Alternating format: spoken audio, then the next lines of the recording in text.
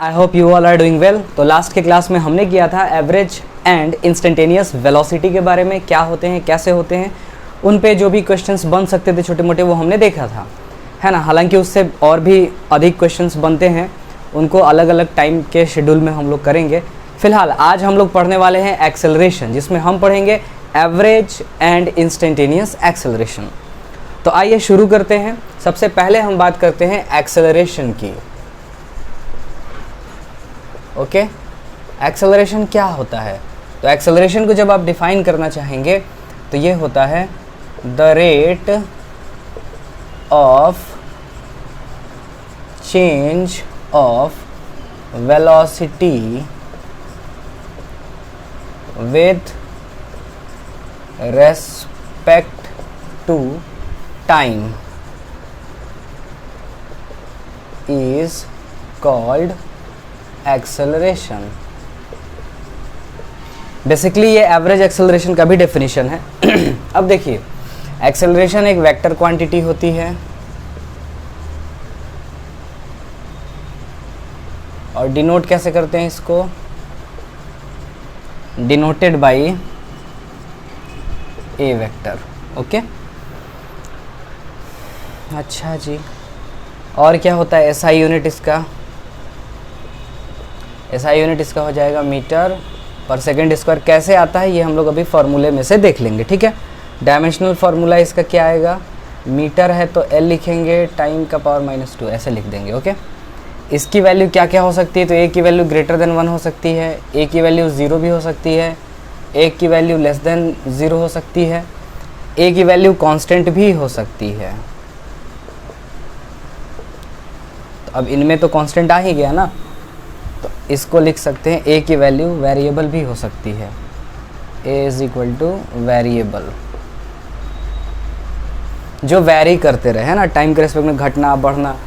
तो जब ए की वैल्यू ग्रेटर देन 0 होती है तो इसको बोलते हैं पॉजिटिव एक्सेलरेशन, और जब ए की वैल्यू लेस देन 0 होती है तो उसको बोलते हैं निगेटिव एक्सेलरेशन। ओके, एक टर्म और आता है जिसको बोला जाता है रिटार्डेशन। तो रिटार्डेशन के लिए कंडीशन जरूरी है कि बॉडी की वेलोसिटी, जब मान लो बॉडी चल रही थी 10 मीटर पर सेकेंड स्क्वायर से, इसकी रफ्तार कितनी थी? 10 मीटर पर सेकेंड, और 2 सेकेंड के बाद इसकी रफ्तार कितनी हो जाए? 0 मीटर पर सेकेंड। तो ये बॉडी ने क्या किया? डिसलरेट किया, इसकी वेलोसिटी घटी है ना। तो यहाँ पर एक्सेलरेशन वाले कॉन्सेप्ट्स यूज़ में आते हैं। खैर, यहाँ तक तो आपके समझ में आ गया होगा। थोड़ा सा हम और आगे बढ़ेंगे। ये कुछ हमारे पॉइंट्स हो गए एक्सेलरेशन को लेकर के। ओके, अब एवरेज एक्सेलरेशन की बात कर लेते हैं। एवरेज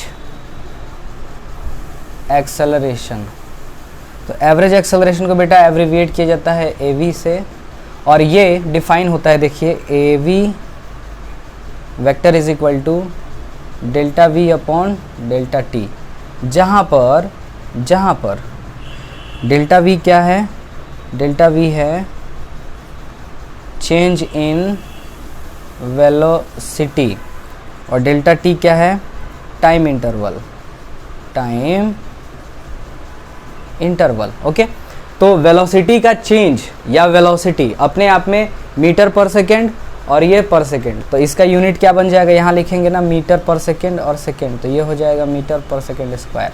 तो यूनिट यहाँ से फॉर्मूले से आती है, तो ये एवरेज के लिए हमारा फॉर्मूला बन गया। ओके, अब इसमें एक आता है इंस्टेंटेनियस, तो आइए उसको भी देख लेते हैं। इंस्टेंटेनियस एक्सेलरेशन क्या है? Instantaneous acceleration. Okay, instantaneous acceleration को हम लोग दिखाते हैं AINST और ऐसे एरो। इंस्टेंटेनियस के लिए बेटा हमको टाइम इंटरवल बहुत ही छोटा लेना होगा, ठीक है। तो टाइम इंटरवल छोटा लेने के लिए हम लोग ऐसे लिमिट इंट्रोड्यूस करा देते हैं, limit delta T tends to 0, और ये पूरा लिख देंगे delta V upon delta T. अब देखो, लिमिट इंट्रोड्यूस करा देने का मतलब ये हुआ कि ये बदल जाएगा आपका किस में? dv vector upon dt vector में। ओके, ये टेक्निक है, टाइम को कम दिखाने का टेक्निक है। यानी कि डेल्टा टी का मतलब क्या होता है? तो डेल्टा टी का मतलब होता है t final minus t initial. यहाँ पर हमको बताना है कि ये चेंज बहुत ही मतलब वेरी स्मॉल चेंज है, वेरी स्मॉल चेंज, तो वेरी स्मॉल चेंज के लिए हमको क्या करना पड़ेगा, टाइम में हम फाइनल और इनिशियल को निकालेंगे तो ऐसे निकालेंगे इतना कम चेंज हो, इतना कम चेंज, जैसे इतना टाइम। तो ये इतना टाइम निकालने के लिए हमको पता करना होता है, तो हम लिमिट फिक्स कर देते हैं। जैसे पलक झपकने में कितना टाइम लगता है, इसलिए बहुत ही कम टाइम में। तो ये टेक्निक है, इसको हम लोग ऐसे पढ़ते हैं, limit delta T tends to 0। ये बताता है कि टाइम का जो चेंज है वो बहुत ही कम हुआ है। ओके, तो बहुत ही कम टाइम में वेलोसिटी में चेंज आएगा, बहुत ही कम। तो उसको दिखाने का तरीका है dv/dt। खैर, ये तो एक तरफ की बात हो गई। आइए आगे बढ़ते हैं। तो यहाँ पर हम लिख सकते हैं a vector instantaneous is equal to dv vector upon dt। यहाँ तक लिखने में कोई दिक्कत नहीं। एक चेन रूल होता है, डिफ्रेंसिएशन में बहुत ही यूज़ आता है, उसको हम यहाँ पर इम्प्लीमेंट करने वाले हैं। ओके, अपने मन से dx अपॉन dx से डिवाइड मार देंगे, कोई डाउट। इस dx को यहाँ ला दो, dt को उधर लेके चले जाओ, तो a instantaneous is equal to आपका आ जाएगा dv अपॉन dx vector into dx vector upon dt। इसी को चेन रूल बोला जाता है। अब देखो dx बाई dt को अपन लोग वेलोसिटी बोलते हैं कि नहीं, तो ये हो गया instantaneous acceleration is equal to v vector, और ये हो गया dv अपॉन dx वेक्टर। एक रिलेशन ये आया, तो एक रिलेशन हमारा ये आ रहा है, एक रिलेशन ये आ रहा है, और एक आया था हमारा वेलोसिटी के लिए। क्या आया था वेलोसिटी के लिए बच्चा? वेलोसिटी के लिए याद करो, v vector is equal to आया था dx अपॉन dt। खैर, यहाँ तक आप लोग नोट करिए, उसके बाद हम आगे बढ़ते हैं और भी एक्सेलरेशन के टाइप्स को देखते हैं। मुझे उम्मीद है आपने यहाँ तक नोट कर लिया है। चलिए, तो यहाँ तक तो हमने देखा कि कैसे एक्सेलरेशन डिफरेंशिएशन वगैरह पे डिपेंड करता है। अब यहाँ से क्वेश्चंस बनने लगते हैं। v को फंक्शन दे देगा, यहाँ पे देखो v फंक्शन दे देगा x का, तो फिर आपको ये निकालना पड़ता है ना। तो ऐसे भी क्वेश्चंस बनते हैं, टाइम का फंक्शन बना दे के दे देगा, है ना। क्वेश्चन लेंगे, और उससे पहले कुछ और भी चीज़ें समझनी है जिनको हम समझ लेते हैं। मीनवाइल मेरा आप लोगों से ये निवेदन है कि अगर आप लोगों को ये चीज़ें समझ में आती हैं, अच्छी लगती हैं हमारी पढ़ाई, तो प्लीज़ हमारे चैनल को लाइक शेयर एंड सब्सक्राइब करें और अपने फ्रेंड सर्कल में ज़रूर से ज़रूर शेयर करें। अब देखो, एक्सेलरेशन के और भी टाइप होते हैं। जैसे मान लीजिए मैं कहूँ यूनिफॉर्म एक्सेलरेशन। अब देखो, यूनिफॉर्म एक्सेलरेशन का मतलब क्या है कि direction and magnitude, the direction and magnitude of acceleration is constant. ये बदलना नहीं चाहिए। इसका मतलब हम लिखेंगे a vector is equal to constant. ठीक है, a कांस्टेंट का होने का मतलब क्या है कि इसका डायरेक्शन भी नहीं चेंज होना चाहिए और मैग्नीट्यूड भी चेंज नहीं होना चाहिए। इसी एक्सेलरेशन के लिए हम लोग बेटा 3 इक्वेशन डिराइव करते हैं, v प्लस ए टी, जो कि हम अगले वीडियोस में करेंगे, U T plus half A T square, V square is equal to U square plus 2a। तो यहाँ पे हम इसको करेंगे कैलकुलस मेथड से। कौन से मेथड से? Calculus method. Okay, graphical method से 9th क्लास में आपने किया, यहाँ पे कैलकुलस मेथड से करना है, वही आपके एग्जाम में भी आता है, ये देखना है। खैर, ये तो हो गया इसकी बात। अब मुद्दा आता है नॉन यूनिफॉर्म का। क्या होगा? Non uniform acceleration. Okay, non uniform acceleration का माने द डायरेक्शन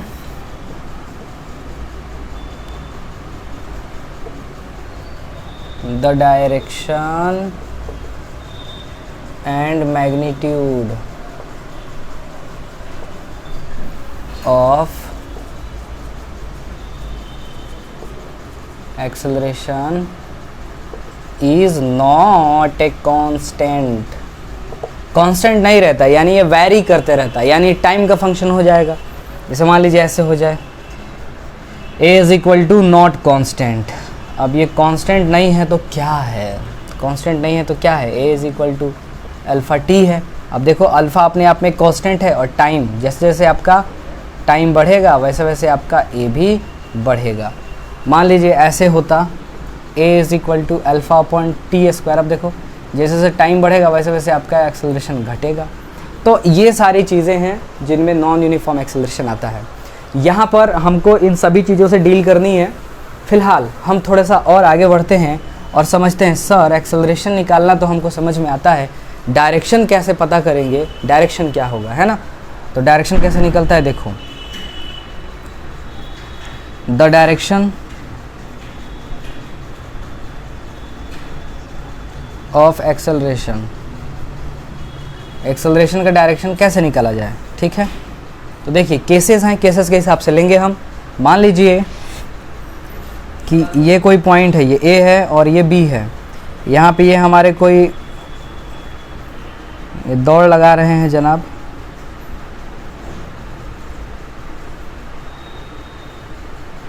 ठीक है। इनकी वेलोसिटी यहाँ पर v1 है और यहाँ पर पहुँच के v2 है, ओके। यहाँ पर आपको गिवन है v2 ग्रेटर देन v1। इस केस में अगर मैं आपसे पूछूं टाइम कितना लगा है डेल्टा t, इस केस में अगर मैं आपसे पूछूं कि डेल्टा v कैसा आएगा, तो आप कहोगे कि सर v2 माइनस v1 होगा और ग्रेटर देन 0 आएगा। ये ग्रेटर देन 0 आया, इसका मतलब कि एक्सेलरेशन भी ग्रेटर देन 0 आएगा, इसका मतलब पॉजिटिव एक्सेलरेशन आया। तो इसका जो डायरेक्शन होगा वो डायरेक्शन किधर होगा, एक्सेलरेशन का डायरेक्शन किधर होगा, अलोंग डेल्टा वी वेक्टर। जिधर डेल्टा वी वेक्टर का डायरेक्शन होगा उधर ही हमारा ए वेक्टर का डायरेक्शन होगा। लेकिन किंतु परंतु बंधु अगर केस मैं बदल दूं, मान लीजिए ये ए है, ये बी है, ये जनाब अब थक गए हैं और थोड़ा धीरे धीरे दौड़ रहे हैं, ओके। तो अभी इनकी वेलोसिटी v, यहाँ जाके वेलोसिटी v2, यहाँ पर दिया हुआ है v1 ग्रेटर देन v2। देखो इस कंडीशन का उल्टा कंडीशन है। अब इस कंडीशन में क्या होता है बच्चा, टाइम कितना लगा डेल्टा t। ये मैंने कहाँ से लिख दिया, तो ये मैंने लिखा है, ये देखो फॉर्मूला हम लोग जानते हैं, a is equal to delta V upon delta T. यहाँ से हम लोगों ने ये रिलेशन लिखा है। तो सोचिए यहाँ पे आपसे डेल्टा वी पूछेगा तो डेल्टा वी अब क्या लिखेंगे, final v2 minus v1, v2 छोटा है तो ये कैसा आएगा, लेस देन 0 आएगा। इसका मतलब कि ये भी लेस देन 0 आएगा, माने एक्सेलरेशन कैसा हो गया, निगेटिव हो गया। एक्सेलरेशन में निगेटिव हो गया तो इसका डायरेक्शन किधर होगा, तो अलोंग अपोजिट, अलोंग नहीं लिखेंगे, opposite to delta V vector. अब मुद्दा ये है ना कि आखिर इसकी वेलोसिटी कम हुई है तो कोई ना कोई फोर्स लग रहा होगा, कुछ तो ऐसा हो रहा है जिसकी वजह से इसकी वेलोसिटी कम हो रही है। खैर फोर्स के बारे में तो हम लोग आगे पढ़ेंगे, लेकिन ये डायरेक्शन समझने का कॉन्सेप्ट है। डायरेक्शन हम कैसे लेंगे, तो जिधर चेंज इन वेलोसिटी होगा उधर डायरेक्शन कब होगा, जब एक्सेलरेशन पॉजिटिव होगा। जिधर चेंज इन वेलोसिटी होगा उसके अपोजिट डायरेक्शन कब होगा, जब एक्सेलरेशन हमारा निगेटिव होगा। यही साइन कन्वेंशन हम लोग क्वेश्चन करते वक्त भी यूज़ करते हैं। तो इतना फटाफट आप नोट करिए, मैं आपको आगे बताता हूँ।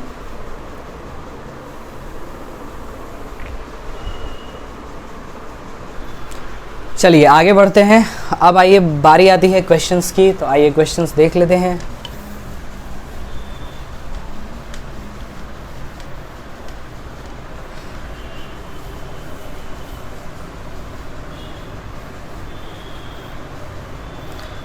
देखिए इसमें क्वेश्चन कैसे कैसे बन सकते हैं, इंटीग्रेशन डिफरेंशिएशन के बन सकते हैं और आपके और भी क्वेश्चंस बन सकते हैं। आइए हम लोग इंटीग्रेशन डिफरेंशिएशन के क्वेश्चन को करेंगे, ठीक है। मान लीजिए x आपको दे रखा है, xt is equal to 3tq plus 4t square plus 4, ऐसे दे रखा है, ओके। आपसे कह रहा है find the following, find the following. सबसे पहला a instantaneous at t is equal to 0, t is equal to 1, t is equal to 2 seconds, okay. दूसरा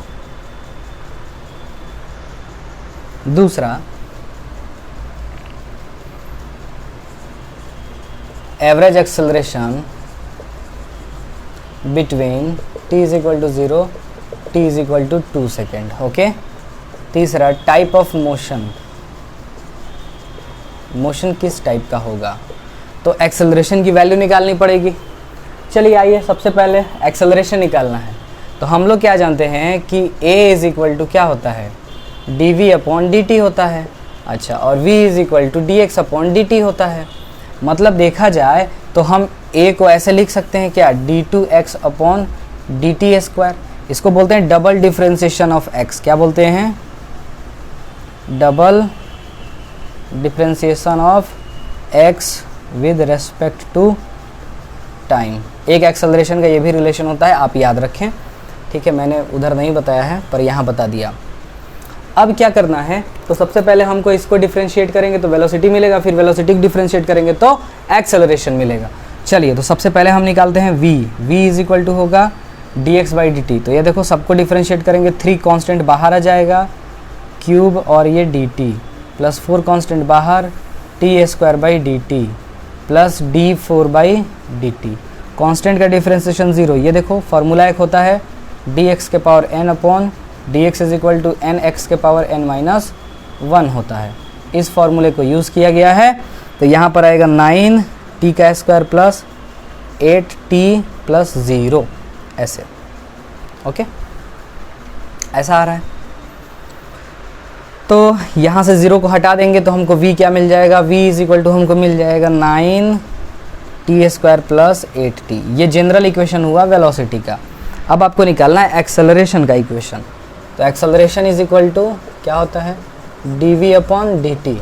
तो v की वैल्यू इतनी है, रखते हैं 9t स्क्वायर अपॉन dt। पता नहीं दिख रहा है कि नहीं आप लोगों को ऊपर, चलिए दिख रहा है, चल जाएगा, यही रख रहे हैं, प्लस 8 dt अपॉन dt। फिर से ये वाला फॉर्मूला अप्लाई करेंगे, 9 दूनी 18, 2 में से गया t और यहाँ 8 बचेगा। ये हमारा आ गया एक्सेलरेशन। अब यहाँ पे हम देख रहे हैं कि एक्सेलरेशन जो है वो टाइम पे डिपेंड कर रहा है, ठीक है। तो कहेंगे the motion is non uniform. क्यों, क्योंकि एक्सेलरेशन कांस्टेंट नहीं है। अगर एक्सेलरेशन टाइम का फंक्शन नहीं होता तो हम कहते हैं हमारा मोशन कैसा है, यूनिफॉर्म है, ओके। तो एक आंसर तो हमने दे दिया तीसरे क्वेश्चन का। चलिए, अब a इंस्टेंटेनियस हमको निकालना है कितने टाइम पे भाई, 0 पे। तो a 0 भरते हैं, यहाँ t की जगह 0 भरो, 18 इंटू 0 प्लस 8 कितना आ गया, 8 मीटर पर सेकेंड स्क्वायर। 18 इंटू 1 प्लस 8 तो ये हो जाएगा 26 मीटर पर सेकेंड स्क्वायर। 18 दूनी 36 प्लस 8 42 मीटर पर सेकेंड स्क्वायर। 42 नहीं होगा, देख रहे हो ऐसे एक्सेलरेशन आ रहा है। खैर कोई बात नहीं, क्वेश्चन है, आना चाहिए। तो ये पहले क्वेश्चन का आंसर हो गया। अब मुद्दा है दूसरे क्वेश्चन का। तो ए एवरेज, अब आप समझ गए होंगे निकालने का तरीका, V final minus V initial upon T final minus T initial. चलो, वी फाइनल बोले तो ये है हमारा, इसमें टाइम कितना दिया है 2 सेकेंड, तो इसमें 2 भरेंगे कितना आएगा 9 इंटू 4 प्लस 8 दूना 16 माइनस, जब 0 भरेंगे तो कितना आएगा 0, क्योंकि दोनों में टी और टी लगा हुआ है, टाइम 2 माइनस 0। तो ए एवरेज का मैग्नीट्यूड कितना आएगा, बोलो बच्चा, 36 प्लस 16 माइनस 0 डिवाइडेड बाई 2, 6 6 12 का 2, हाथ में लगा 1, और ये हो गया 3 1 4 और 1 5/2। तो ये आपका कितना आएगा 26 मीटर पर सेकेंड स्क्वायर। ये आता है हमारा एवरेज एक्सेलरेशन। कभी कभी इंटीग्रेशन वाले भी क्वेश्चन पूछते हैं, तो पहले आप इनको नोट कर लीजिए। आई होप आपने इनको नोट कर लिया है। चलिए आइए इंटीग्रेशन के भी क्वेश्चंस देख लेते हैं। इंटीग्रेशन में क्या पूछ सकता है, आपसे एक्सेलरेशन देगा और उल्टा पूछेगा। देखो डिफरेंशिएशन का सीरीज चलता है, अगर x देगा, इसको डिफरेंशिएट करोगे तो v मिलेगा, इसको डिफरेंशिएट करोगे तो क्या मिलेगा, एक्सेलरेशन मिलेगा। ये डिफरेंशिएशन के क्वेश्चंस हैं। इंटीग्रेशन में क्या होगा, a देगा, इंटीग्रेट करोगे v मिलेगा, इंटीग्रेट करोगे x मिलेगा। ये किसका क्वेश्चन है, इंटीग्रेशन का है। समझ में आई बात। आइए इंटीग्रेशन का भी एक देख लेते हैं। मान लीजिए आपको दे दे a is a function of time 3t square plus 2t plus 1, okay. Unit इसका कितना दे रखा है, मीटर पर सेकेंड स्क्वायर। फाइंड